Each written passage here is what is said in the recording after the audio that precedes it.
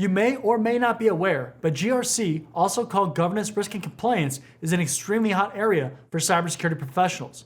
It's also an area where companies are increasingly focusing on because it has huge impacts on the entire organization. In this video, I want to talk to you about all my years of experience with GRC and a few things that I've learned along the way.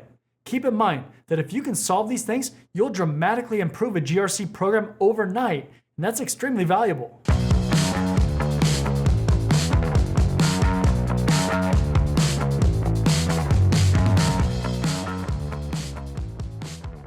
Before we hop into the content, let's talk about our sponsor for this video. When it comes to ensuring your company has top-notch security practices, things get complicated fast. Vanta automates compliance for SOC 2, ISO 27001, HIPAA, and more, saving you time and money. With Vanta, you can unify your security program management with the built-in risk register and reporting, and proactively manage security reviews with AI-powered security questionnaires. Over 7,000 fast-growing companies like Atlassian, Flow Health, and Quora use Vanta to manage risk and prove security in real time. Access Vanta's free suite of resources to scale your governance, risk, and compliance program at the link below. All right, let's get into the content. Okay, so if you don't know, I've been working in the cybersecurity career field for quite some time now. I'm not like many people out there that you'll see in higher levels of cybersecurity departments that came from a traditional IT background. I actually started my working career in sales and marketing positions once I finished an undergraduate degree in business. Today, more people I think can relate to my story because so many of you out there are trying to switch from other career fields or have no experience at all. Anyways, I worked for several years in these kinds of roles until I eventually made the decision to switch into cybersecurity. Now, making that decision is one thing, but actually executing on it is an entirely different thing. I don't want to spend too much time on the specifics because I have other videos for that, but the short version is that I went back to school for a master's degree in cybersecurity and eventually worked my way into an internship and eventually a full-time job in cybersecurity in the defense industry. Like a lot of people, especially those that are just starting out, I think your original conclusion is that every cybersecurity job has some level of hacking-like activities similar to what you see in the movies. I mean, let's be honest. None of these movies or even presentations about working in cybersecurity talk about the hours of meetings and non-hacking type things that you're going to do. For my career, I think I've been very fortunate to have several jobs that have GRC responsibilities, and this started right away with my first job in cybersecurity. That said, the focus has increased over the years as things have changed in the career field and as I've moved on to more critical roles. What is GRC, you might be asking? Great question. So I already said earlier, the GRC stands for Governance, Risk, and Compliance, but what does that mean exactly? Essentially, every security program in an organization has three high-level concerns that everything else kind of evolves from. We have governance, which is the oversight function like policies, rules, and things used to achieve company goals.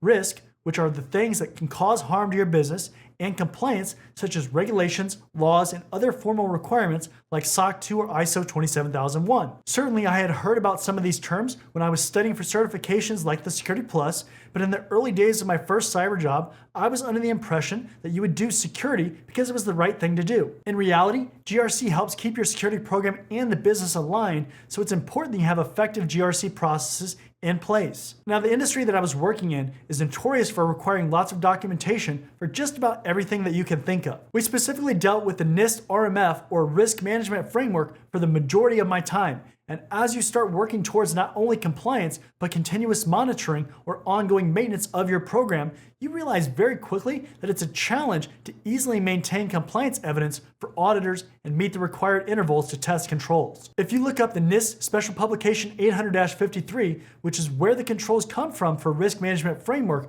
you'll see that there's over 1,000 controls that you can implement and you have to track them all. That's also assuming that you have a single compliance framework to adhere to.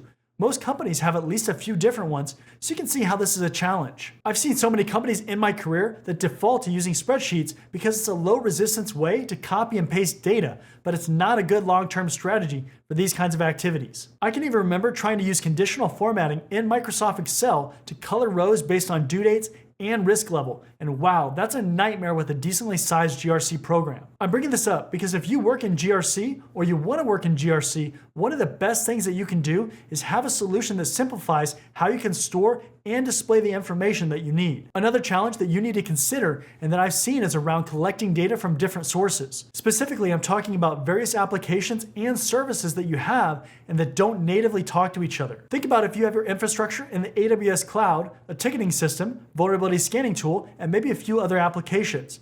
If you have to individually log into all those places, at least from a monitoring perspective, it's going to be challenging to remain an effective program. Even being able to monitor new accounts and basic kind of tasks is a win. A third major challenge is vendor risk management, which is also sometimes called supply chain risk management or third-party risk management. If you haven't been watching any of the cyber threat intel episodes on my channel, then you should absolutely start watching those because we talk about it a lot, but this is another area where a lot of companies are getting themselves into trouble with risky vendors. This is the whole idea of being able to not only evaluate vendors before you start doing business with them, but also over time as both your business and the vendor's business changes. One of the things that it boils down to is if you're going to invest in the security of your company, then you should hold your vendors to a reasonable level of security too, because their issues might become your issues too. For example, if a vendor doesn't have good security practices, but you allow them to directly connect to your company's network, that's an issue, but it's a very real concern that could happen. And if that vendor gets hacked,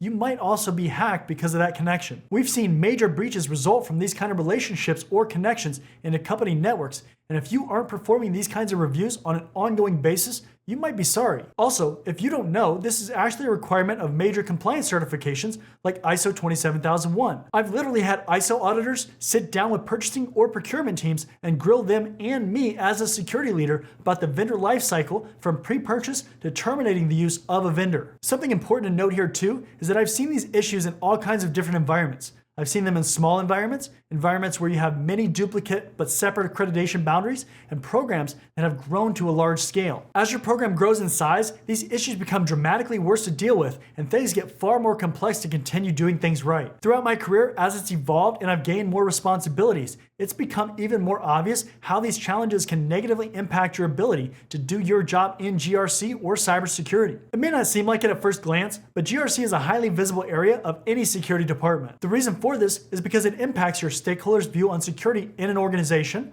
auditors' decision to certify your security program, and how customers view your investment into security. It's generally not earth-shattering if you miss patching a vulnerability, but if you lose a compliance certification, it's a very visible deficiency in how you view security. So it is crucial to invest time and energy to improving your program and eliminating these challenges when possible. Question of the day: what are some other challenges that you've either seen or heard about regarding GRC? If you need to do some research about challenges, feel free to do so, but either way, let me know down in the comment section below. In this video, we covered a few of the major challenges that exist in the GRC world and what needs to be addressed in your career. You'll spend a tremendous amount of time on these tasks, collecting data, making changes, or other tasks, so it makes sense to try to resolve them as soon as possible. Don't try to create a band-aid solution, and instead I recommend checking out our video sponsor so that you can quickly regain control of your GRC program. Also, check out the link in the description for more helpful resources. As always, make sure to leave a like, comment, and subscribe, and I'll see you next time.